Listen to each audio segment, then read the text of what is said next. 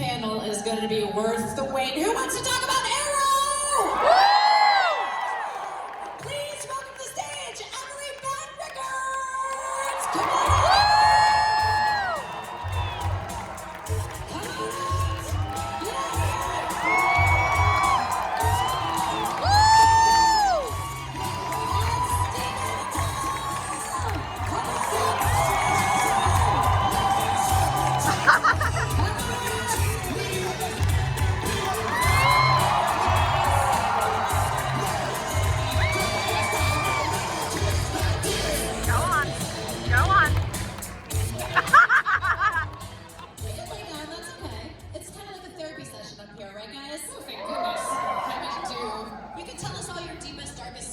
No one will say a word at all. 48 minutes. What is this? There's a drink up here called Java Monster. You know what? Coffee plus energy? Consume at your own risk. That's all I have to say. I'm going to drink it over the course of the panel, and then I'm going to go into the end of the stage at the end and do 90 consecutive push-ups. You wouldn't be the first to do that, I have to say. Really? You'd be one of those. Well, I mean, you know, random things do happen. But first of all, welcome to Chicago, you guys. Thank you so much for coming.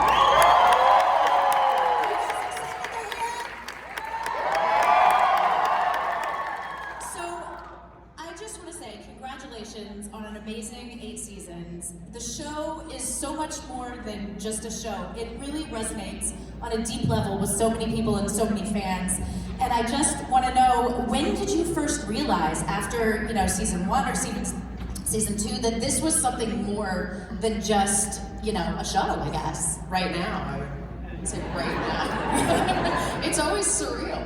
Yeah, I mean, I would say that I started to realize it second season, third season, maybe when I started actually going out and seeing people. Right. And seeing people who are fans of the show.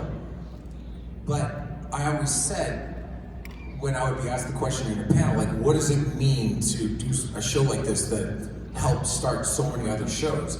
And I would say, well, it's really difficult to say because I'm in the weeds right now. We're making it. Right. I'll probably have a little bit more perspective once we're done. And that is starting to happen because for the first time ever, people are coming up and going, thank you so much, and they're talking about the show in the past tense. Which must be absolutely crazy to hear. I mean, you Or were sad. so difficult. It's so difficult to film, you know, and to be #1 on the call sheet and to just put in those hours for all those seasons and years. What are you doing with your free time? Waiting to get back to work. Emily and I went paddleboarding in Deep Cove in British Columbia, and this was... We got him into the middle of the water, he was terrified.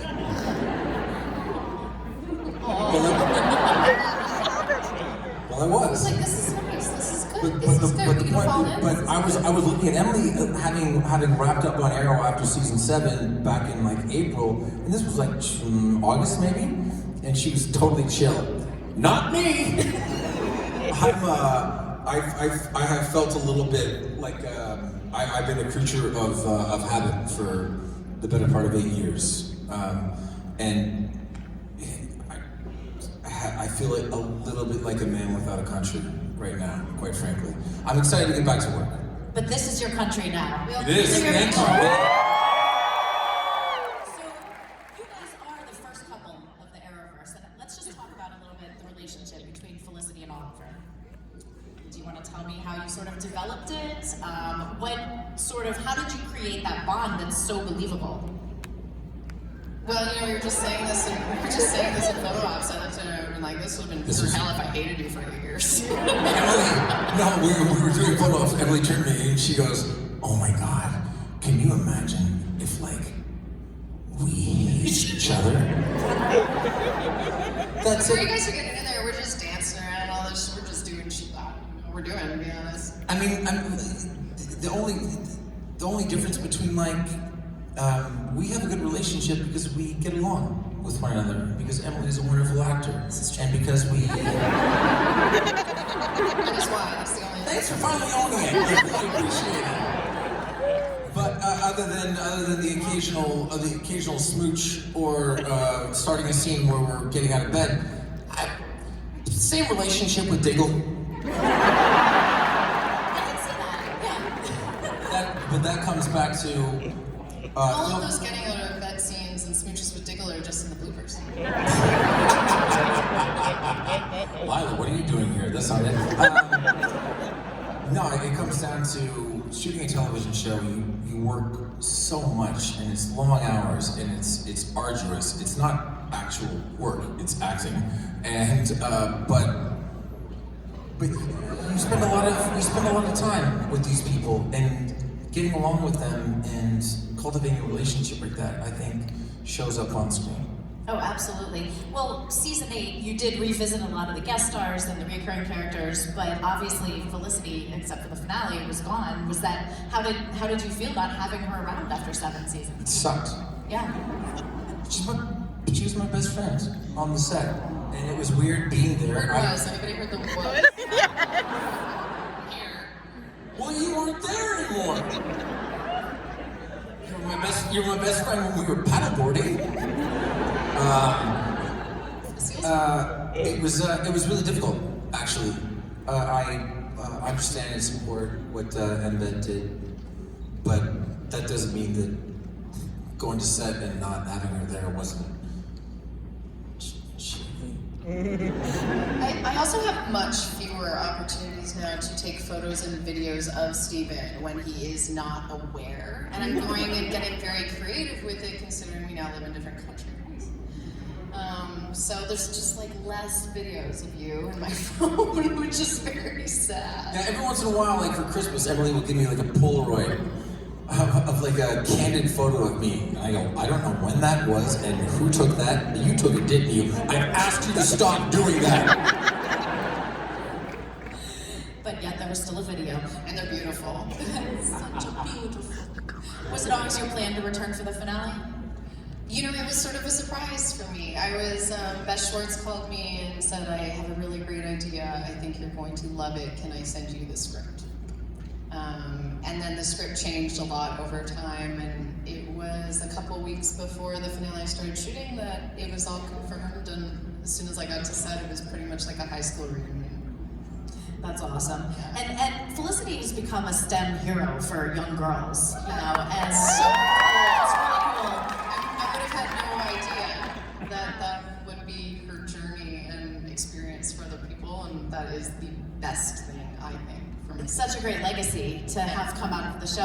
What are some of the stories that you hear from young women who come up to your table or speak? Well, even just today I had a woman come up and say, this is for my daughter, she's 8, she's really smart, can you just write STEM rules on it? And if I was getting STEM rules on a shirt when I was 8, I would be rocking right now in the science, you know? And I think that is super important. I think that was around for me growing up, but not like this. And now that we have so much more platform and social media, and we can use that for the power of these sort of things, that is just crazy cool. Yeah, it's very cool, and congratulations for creating that. Oh, well, it's the writers as well, it's not just me. And you. We're gonna open it up for questions. I know you guys probably have questions. There's 2 mics in the aisles over here where you can line yourselves up, and while they're sort of getting organized, everybody obviously in this room loves Arrow, they love you guys. What do you guys geek out about? What do you love? It doesn't have to be entertainment, it could be a hobby or a collection or something you're reading or watching. Reading? I'm reading about, probably close to 15 different books right now. I'm just thinking of my stack next to my bed. Do you have ender's angst where you don't finish the book but you start another one? I don't get the angst. I get like, oh, I wanted to learn about that, and then all of a sudden I'm over there doing something on myth and like color and all of these things, and then all of a sudden my brain is just like, oh my god, just watch TV. What are you doing? Please stop giving us literature. And peanut butter, I eat a lot of that, so that's like a huge fan. What kinds? There's this fatso peanut butter. No, I'm just I know fat. Okay. Oh my god, it's so good. Is it salted? No. Why not? I don't know. Should it be? Well, live a little. Okay. Is it crunchy? Yeah. I don't know what I geek out over. I love TV. I still love Survivors. Oh. I gave him I got a 40th. a buff because I bought a collector's set. I got the purple. buffs. Oh my god. I I almost don't know bought why. today's. But Emily used to get mad at me because I used to be a voracious reader. Like I read like 15, 20 books a year. And ever since I moved to Arrow, I've had a really, really difficult time just sort of like settling down and reading, with very few exceptions, but maybe like one book a year. And Emily gave me a bunch of books and I still haven't read them. In season 1, he goes, let's do our favorite book trade. And I was like, oh my god, this is the man. This is my best friend. I'm starting it tomorrow. We're gonna trade books for 8 years. Okay, he was like Killing Yourself to Live by Chuck Klosterman. Great book. Hadn't read it. Read all of Chuck's work, so I was like, this is crazy. I give him Chandra. 8 years later, I'm like, how is it? He goes, still haven't read it. But now's your chance, you know? Now's your chance. Starting it tomorrow. Starting tomorrow. Great I love journey. that. Hi, how are you? I'm good.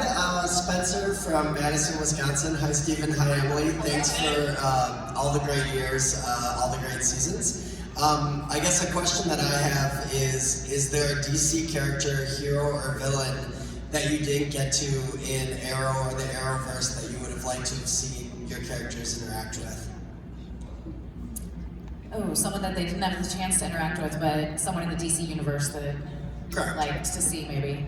Yeah, I mean, you know, we could have had Jensen Ackles come on as Batman, but only the people. I would have liked to the whole Bruce Wayne of it all. That would have been fun. Although my favorite thing ever, I don't feel like I have any regrets because I got to call Superman Clark. That was not in the script. I was supposed to call him Superman. I called him Clark, and the director goes, "Can we get one where you call him Superman?" And I go, "No." Emily, anyone come to mind, or? I was thinking Batman too, and I was just like, Yeah. here it comes, here it comes. It's Park. See, the symmetry's still going on between you two. Thank you so much. Thanks. Hi. Hi, my name is Sandra from the suburbs of Chicago. In the final battle, the crisis battle, did you experiment with other lines for the "You have failed this universe"? Were there any other ideas that were floating around?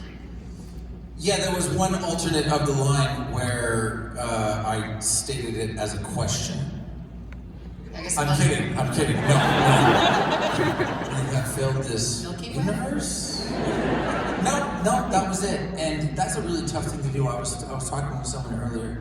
When you've got a catchphrase, it's really, really difficult to not be a caricature. But you've got to really like lean into it. And I'm always embarrassed when I do it. A little bit. But like, if I don't lean into "You have failed this universe," it's gonna sound so bad. Just like some egg, you know? Just take the egg off. Yeah, lots of egg Yeah. on your face. Yeah, you're right. Thank you. But you're so right about that. You have to like put like the depth and the weight behind that statement. If you're gonna do it all. Yeah, exactly. Exactly. Hi. Hi. You look great. Thank you. I'm Miles Morales. Spider-Man. Hi, I'm so nervous, but I'm kicking my anxiety's ass, so it's cool. Don't be nervous. Thanks. So I'm Erin. I live on the south side of Chicago. And like, I want to be really, really cool for a second, but I never really watched Arrow. But Hey, Aaron, real quick. yes. What are you doing here? I really admire your work. That's why. Are you sure? Because it sounds like you haven't seen any of it. I believe code 8. Yes. Yeah, code 8. And I'm gonna sound like a total jerk right now. I'm so sorry. No, I'm really enjoying this. You keep going. Do you have a question? Yeah, I'm sorry. But basically, what advice would you give me and to anyone else that will start the Arrow universe? So a fresh watcher who's never watched. get some popcorn and your family, and sit down, because you got 7 seasons times 23 episodes and 1 plus 10. And then all the crossovers. 170 episodes. I'm no mathematician. Do you, Aaron, hey, do you have a television? Yes. You're winning. Do you have an internet connection? Yes. Oh my god. Brand new. You Netflix? Can't afford it. I'm in college. Okay. Pirate Bay?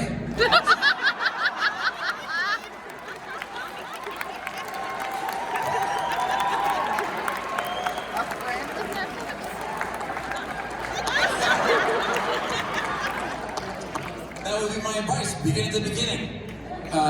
Block your VPN and is this being recorded? You have your mission for the next time you meet these guys. Yeah. The next time we see you, we want you to recap the 8 seasons, okay? That's your goal. All right. Thank you. Hi. How you doing, guys? My name is Markel from New Jersey. I wanted to say, Emily, I loved your play in New York. It was really cool. Thank you. I wanted to ask sort of a two-parter, which was, one, I was wondering if there were any happy accidents that happened during the 7 seasons that actually made it to air. And I was wondering if there was any props that you guys borrowed with the intention of keeping at the end of the show. Oh man, I tried to make it away with this cookie jar that was a cactus with a sombrero on it. And I couldn't get it. At the end of 7 seasons, they were like, you still can't have this cookie jar. And I was like, I will pay you, I will kill you. Like, you come away with any cookie jars, or? No? What are you talking about? Where was it? It was in one of the crossovers. We're in the cabin. There was the taxidermy bullhead on the wall. Like, there was a lot of stuff going on, and I was like, that margarita cookie jar is coming home with me. And then Jen was also fighting me for it. Jen, who was in our electrics department, she's amazing. We were fighting for it. Neither of us got it. They wouldn't budge. Now it's probably sitting somewhere at the CW. Oh, it's probably nowhere. It's probably shattered on the floor, wanting an owner. Like, it's gonna give it a good home. Still no. When you end a television show, and this is a real thing, I don't know why they do this, but they take every single prop that has ever been involved in the show, anything of significance, and they start cataloging it. And they put it in the Indiana Jones and the Raiders of the Lost Ark warehouse somewhere. And that's it. Like, the only time that I was able to take anything other than stealing the bow from the pilot, which I have, A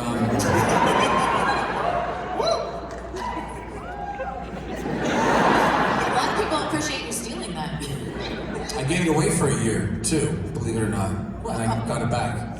And so I gave it to a young lady in San Diego, and then I gave her an arrow jacket. That's all that I got. I got a poster. I posted it on Twitter, and it was the season 8 poster, but it was signed by everybody. And frankly, that's all that I needed. That's sweet. Thank you. Well, Stephen, in season 8, you did have the chance, like we were saying, to revisit a lot of different points and characters and guest stars. Was there anything that you felt like Oliver missed out in that 8th season that you would have liked to have seen happen?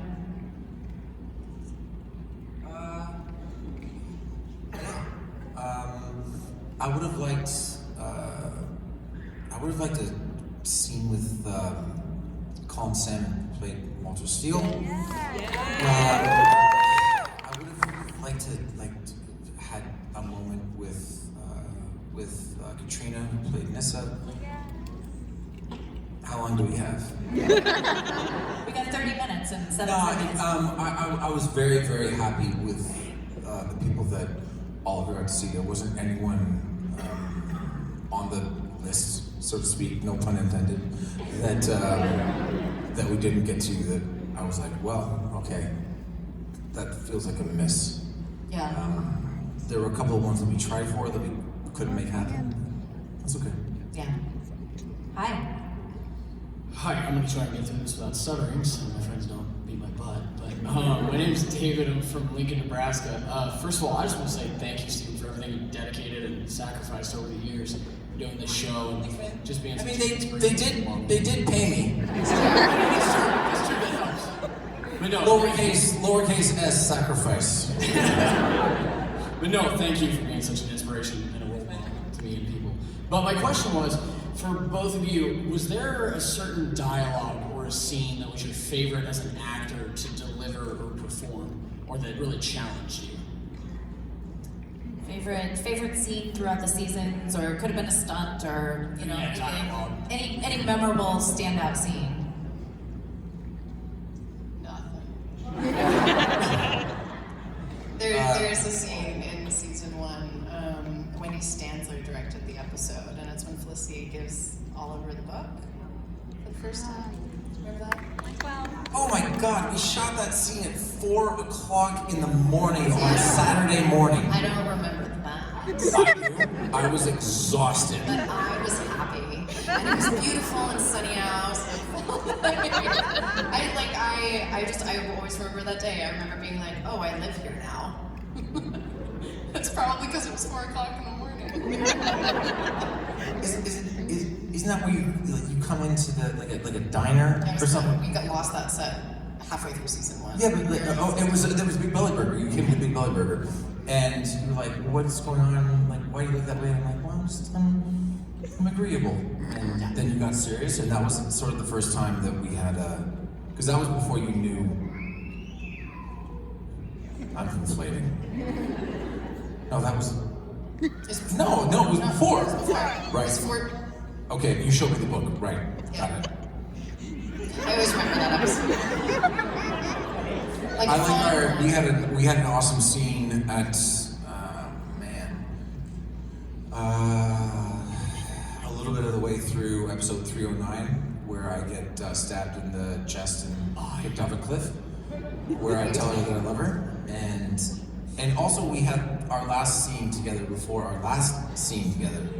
I think the cool thing about that was, and this never happens, this is the only time that this ever happened, other than if you design a scene where it's just one shot, but even then you do a bunch of takes. The scene where we say goodbye to each other in the cabin, our director shot a master of the two of us, shot one take on Emily, one take on me, and then wrapped us. What you see is what you. And the script supervisor was going, Are you sure? "Are you sure? Are you sure? Are you sure?" Because Steven's crying. And I couldn't totally understand what he said. Yep, we're wrapped. Wow, that is really unique. Yeah. Yeah, it's really cool. Yeah. Thank you so much. Yeah, thank you. Hi. Hi, I'm Varsha. I'm from Elgin, Illinois. I just have to say, I love you guys, like, with all of my heart.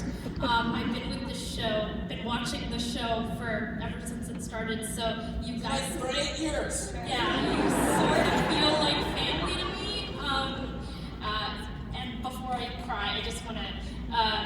my question was, that scene, and spoiler alert for Aaron, I guess, who hasn't seen the funeral scene that you guys shot, I was wondering...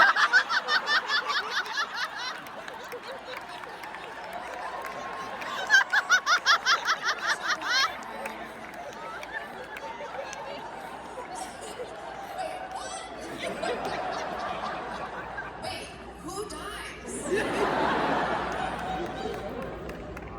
Laurel.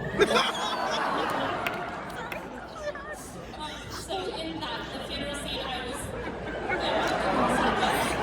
Sorry, go ahead. The funeral scene, when you guys shot it, Steven, were you there? And what was sort of like, I guess, how was everyone feeling when you guys actually shot the thing? Because I was... Steven was not. I'm gonna let Emmett take over. But honestly, I was not there. Hey, you want to come by for your funeral scene? You all see the photos of all the cast around the grave with big smiles? That's because we were like 5 takes into into this photo, and I was like, my phone, and then someone was like, shouldn't we be sad? Because we all hadn't seen each other in what felt like a decade, but it, wasn't that long. But we hadn't all been on set. We've never all been on set without you. Like, it was weird not having you there. You probably should have been there. But I was like, hey, how's it going? What's going on? How's your room? Oh my God, this is great. You want to go to Crafty? Let's grab a donut. And like, you should have been popping champagne at that point. Mixed emotions, you might say. And then action, everyone's like, oh my God. Is that my daughter?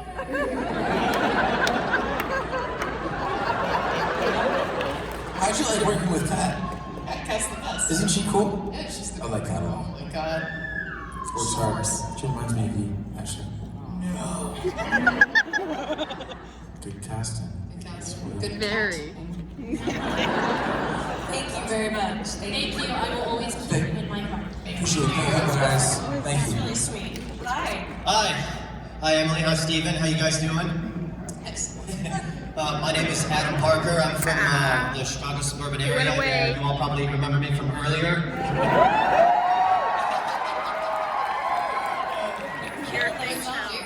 Well, they had a competition here earlier, and I'm dressed as Kylo Ren, and we were all brought up to perform, and I performed for you guys.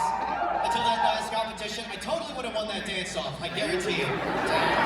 But my question to you is... Just real quick though, I have a question for you. Yes, Steven? Suburbs of Chicago. That's right. Right. Anytime that I hear that, regardless of the suburb, I can't stop thinking about Adventures in Babysitting. I'm from the city of Naperville, so I don't know if that has anything to do with it. How fast your parents drive? The speed limit. We'll do 90. It's true! I showed that movie to my daughter when she was 2.5. Oh, is that right? Not impressed. I see. She's fine. Anyway, go ahead, man. Oh, it's absolutely. Thank you, Steven. But my question to you is, now, I love the Arrowverse. Ever since Smallville ended, you guys showed up, I'm like, oh, what's this? Oh, man, I love it. You have failed this city. I love it so much. But my question to you is, as actors, what was it that you looked into to play the characters that you played? How much of that was character decisions made by you, made by inspiration, or just you being told what to do by the directors? The last thing. Really, that's it? Yeah, no, actually, straight up, when it came to the pilot, it was directed by David Nutter, and he's the greatest television director that's ever lived. Is that right? Hang on. Yeah. And we had, Greg Berlanti has turned out to be relatively smart, and our EPs, just in general, I knew what they wanted, and I just wanted to listen to them. And in the early going, I was very much just, the character was supposed to sort of be a little bit more quiet, a little bit more reticent, and that was intimidating to me because I didn't want the character to come across as being wooden.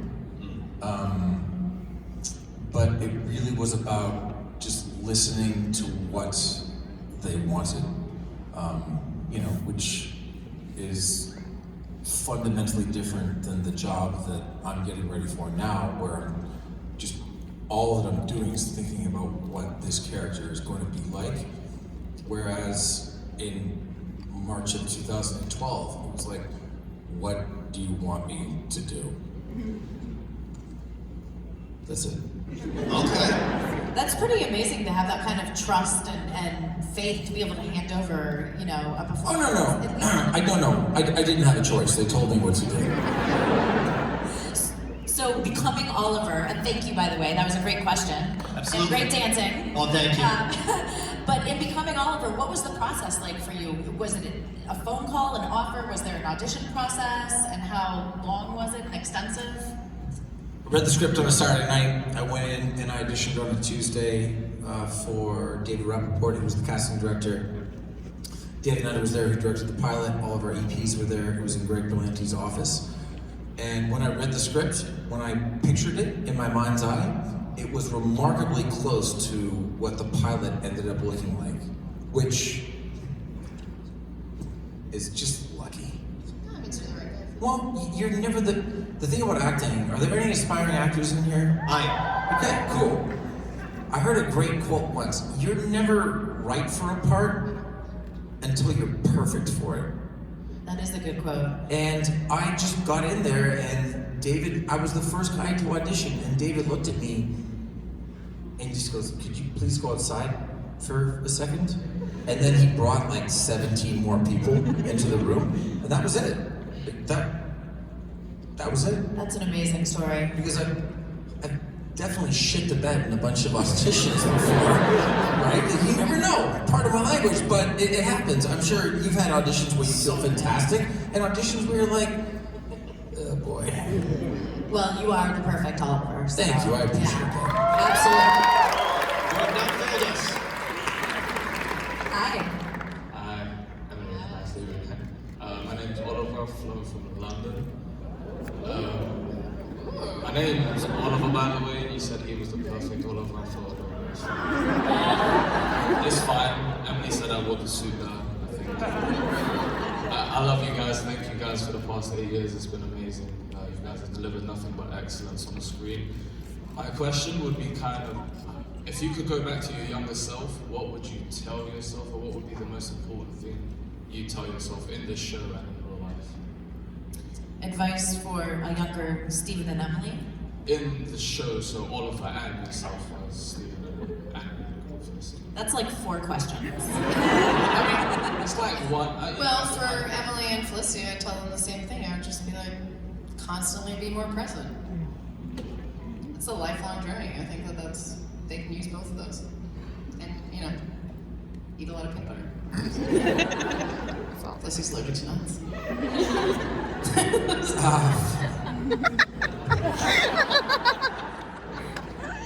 For Oliver and for me, hey man, relax.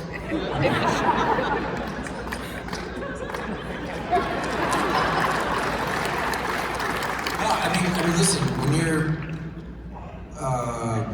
I think about this all the time.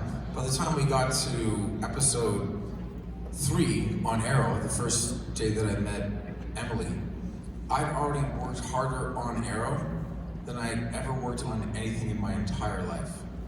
So when I say, hey man, relax, what I mean is that it was, in the early days, it was all-encompassing. And I suspect that I was probably short-tempered every once in a while. Never disrespectful, but hindsight being what it is, I wish that I could go back knowing what I know now and apply that to the first couple of years. Thank you guys. Thank you. Great question. Hi. Hi, I'm Anna. I'm from Crown Point, Indiana, and I was wondering, We're from? Crown Point, Indiana. Okay. Yeah. And I might just be speaking for myself, but maybe some other people when I say that I was kind of sad that Lena Luthor never got to interact with Oliver and Felicity, because I feel like they would have been great friends, billionaire and STEM people. Were there any characters that you felt like in crossovers you felt you didn't have like enough scenes with, or like you maybe wanted more scenes with, like people from Legends or Flash, or Supergirl? I wanted Oliver to have an affair with Supergirl. I also wanted Oliver to have an affair with Supergirl. I also wanted Felicity to Have an affair with Supergirl.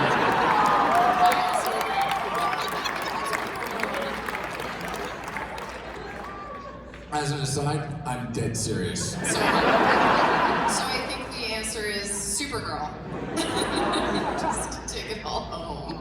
I felt bad for Melissa because legitimately the first time they worked together, I was like, I don't apologize for this, but I'm totally gonna play it like Oliver is super, super into your character. She's like, can you not? Anyway, she didn't mean it. Thank you so much. Hi.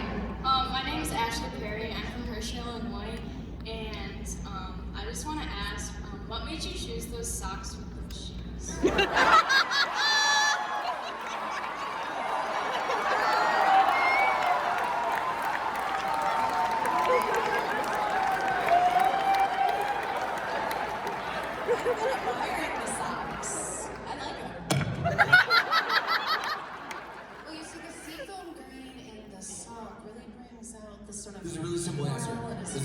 Very simple answer. I define my style for fashion, if you want to call it that. I never really wear anything different. These pants right here, they're from Kit and Ace, okay? I've got 6 pairs in this color. Oh my God. And 6 pairs in navy blue, okay?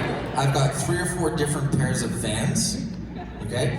And I buy my socks from Stance, as well as my undies. And I just, whatever's up next in the rotation, I go for it, okay? I also recently got introduced to Stance t-shirts. Yeah, I purchased 17 of them. And I get my sweatshirts, and then I take them on the kitchen table, and I lay them over, and I cut the sleeves off. And that's that.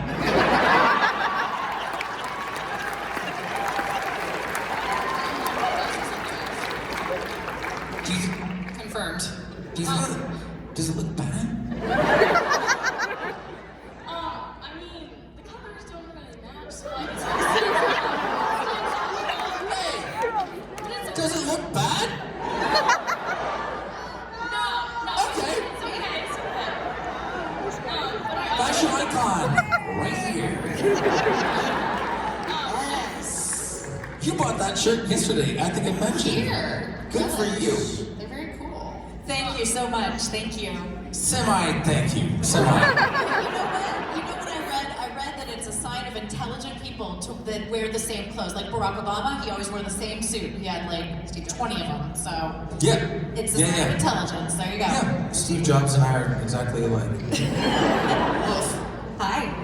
Oh, we have the same first name, so that's actually where the similarities are. So. My name is Caitlin. And good, how are you? And I was actually going to ask about the socks, but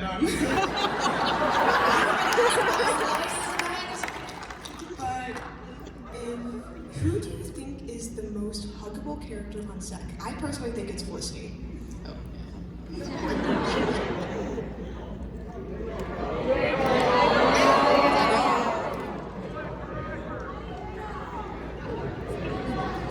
I've never hugged Paul Blackthorne. That sucks for you. Want to. Yeah. He's a good hugger. You know who's a tremendous hugger? Most huggable person, I think, is Juliana. She's such a good hugger. Sorry, did I say that? She's such a good hugger, though. Yeah, you're right. Yeah, I'd say Juliana. I'll concur with you. Well, there you have it. Thank you. Thank you. Yeah. Hi. Hi, I'm Michaela Perry from Hersher. Earlier, that was my sister, Ashley, who asked about your socks. And she was the one earlier that hadn't watched Arrow also, that you yelled at. My question, though, is... What? She started watching it, though, after you yelled at her, so it worked. Good. My question is, who's your favorite co-star to work with on crossovers? Yeah, nice. Right before you said crossovers, I was like, you better answer. Oh, Grant. For sure. I really love and I really valued every opportunity that I got to work with Grant. I always felt like,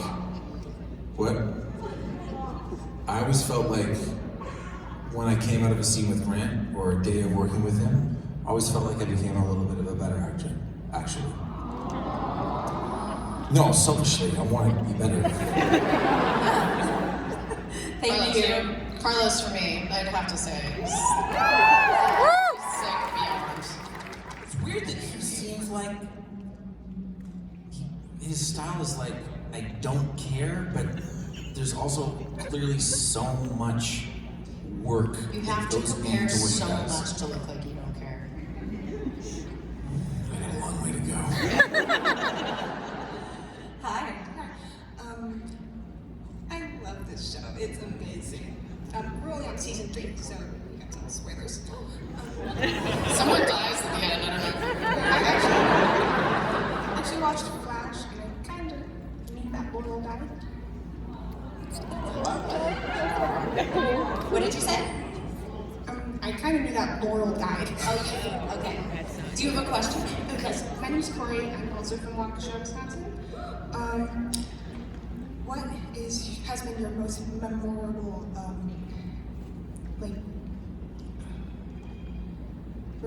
moment while acting during your Most memorable moment on Arrow? Anything come to mind? Other than the scene in season 1, which... When we flew across the elevator shaft. Woo! When they built us an elevator.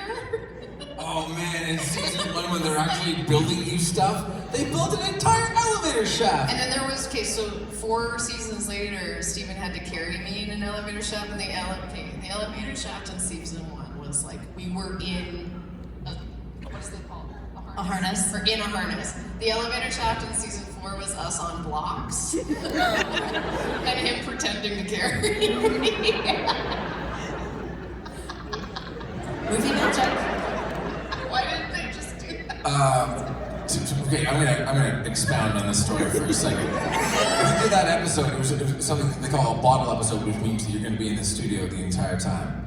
And this episode started right after I did American Ninja Warrior. Oh, this And when I did American Ninja Warrior, I destroyed both of my arms. Like, it was really bad. I had something called compartment syndrome, which ultra marathon runners get in their quadriceps and their hamstrings and their calves and stuff like that. And it's when your muscle has so much fascia stuff on it that it can't express toxins. So it just becomes toxic. And it aches. And every single day, we would start with a scene where Emily would just be laying on the ground and I would have to go and pick her up. She's a human being. And very muscular, by the way. Very fit. I loved it. I loved it for a second. It hurt a lot, but I liked it. I remember the most memorable scene ever. For me, have you ever worn a superhero suit? Other than cosplaying? Well, I have. It's awesome. And the very first time on the pilot, when I get to come out in the Arrow suit, man, oh man, it's tight. It'll never. It'll never get better. And he'll never forget that. It's real tight. It's all downhill. Thank you so much. Love you guys. Thank you. Hi. Hello, I'm Patrick from Wonder Lake, and I was just wondering who's your favorite Survivor contestant, and can they really call it the greatest of the greatest without Richard Hatch? Isn't he in jail? Oh, come on, not anymore. No, that shouldn't be able to play.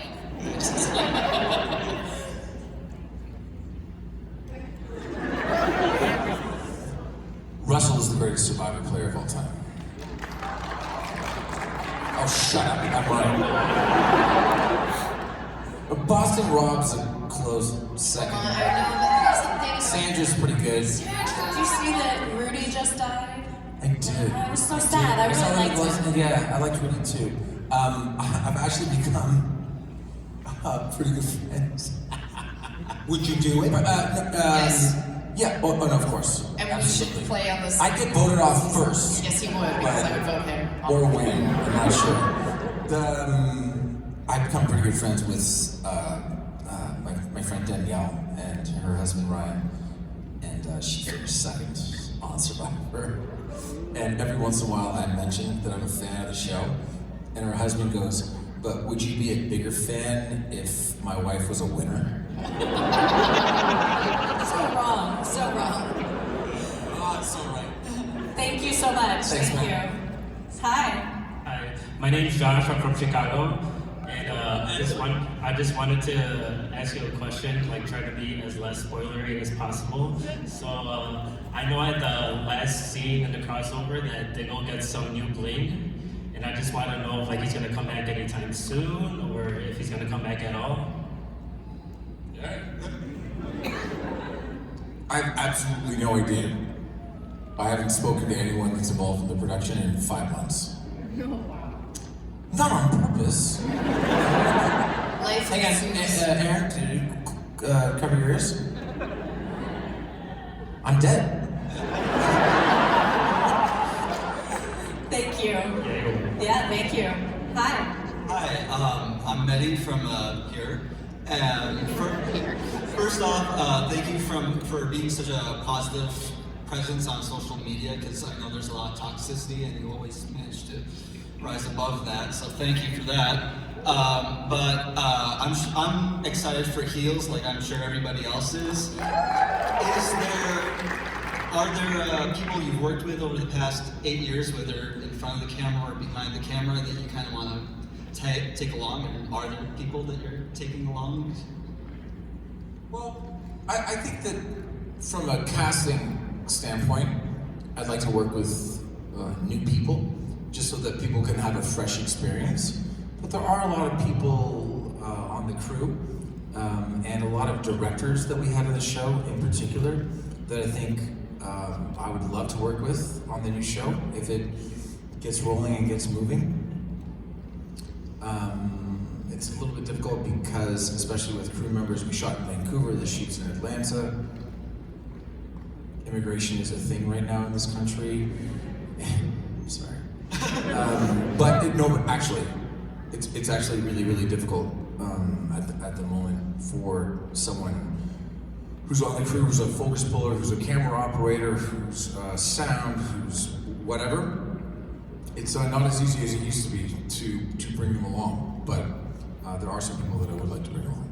Cool. But I'm sure that we'll get excellent people down in Atlanta. They have excellent crews down there. Thanks. Thank you. Emily, we talked about Felicity's legacy sort of being her impact on young women through STEM and that. And Stephen, what do you want Oliver's legacy to be?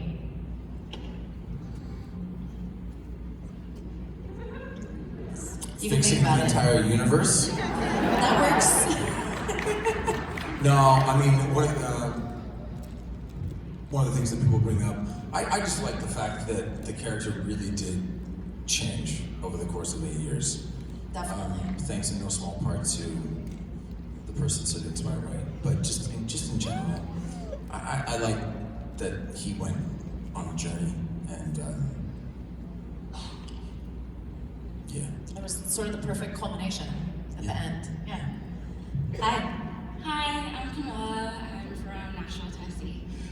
My question is, had Crisis never happened, how would you have liked the story to end for your characters? If the crisis never happened, and he was alive, how would they like the story to end for your characters? That's a good question.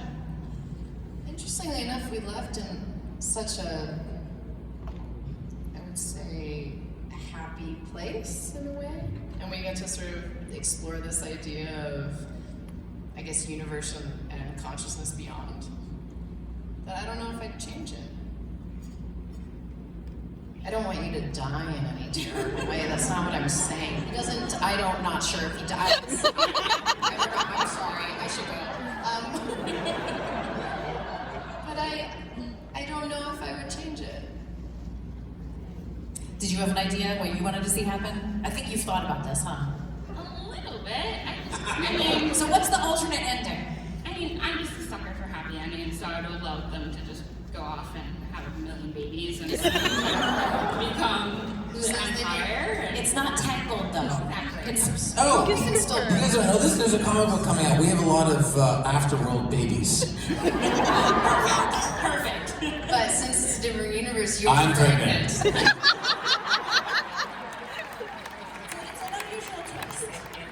Thank you, though. Thank you. Hi. I'm Joe from Wheaton.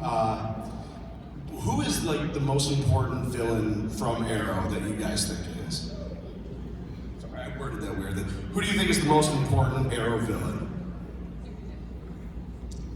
Selfishly, Prometheus. I just like the fact that I know that in the canon of Green Arrow, it's Deathstroke, and Manuel and Deathstroke were fantastic, and we got a chance to build it up over 2 seasons and then see him again sporadically for the rest of the show. But I just like the fact that as a TV show, we got to create a villain based off of the lead character's actions in season 1. And then you have a guy like Josh come in and he nails it. And I think that's cool. I feel like there's always gonna be more Deathstrokes. There's always gonna be more Green Arrows. There probably is gonna be another Felicity Smoke. Yeah, that's right. But like the fact that Josh, he created Prometheus, and I think that's pretty cool. Thank you. Hi, I'm Amanda. I'm from Phoenix, Arizona. And, sorry. I'm sorry. Go ahead. Okay, sorry. I'm Amanda. I'm from Phoenix, Arizona. And my question for you guys is, in 722, Oliver says how he would want to tell Felicity that he loved her sooner. When do you think that would be if we had that chance? From the moment 6-7 seconds after I saw her. These are bullet holes and I love you. Amazing. What a track. #1 hit single on iTunes. I love that. Thank you. Thank you. I think you loved her by like episode 107, probably. Probably like when he was in the back of her Mini Cooper, he was like, I know I love this girl. Because, like, why wouldn't you? Yeah, but that was episode 114, get it right. I know, that's why I'm saying probably then. You've sparked a debate up here. What the? Thank you. Thank you so much. And you guys, I'm really sorry, but this is going to be our last question over here.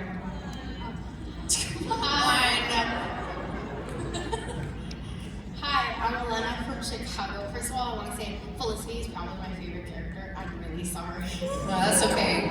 He's okay with that. And my question is, what is the weirdest question you guys have ever been asked at like a con or an interview? Weirdest question that you've ever been, maybe the sock question? He's pretty on pars.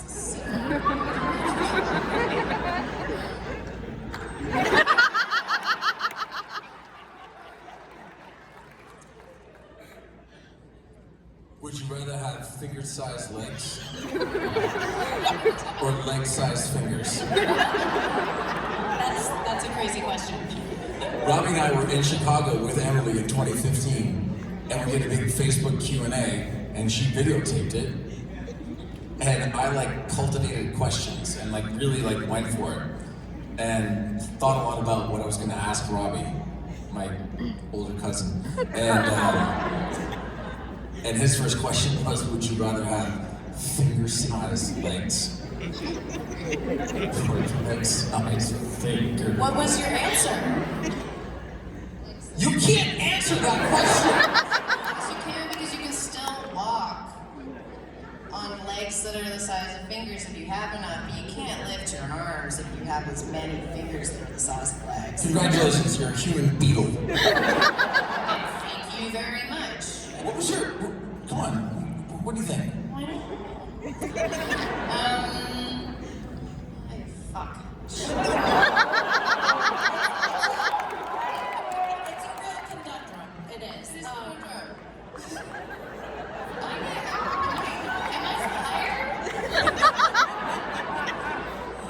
The CW is going to be so mad at us. Oh wait, we're done.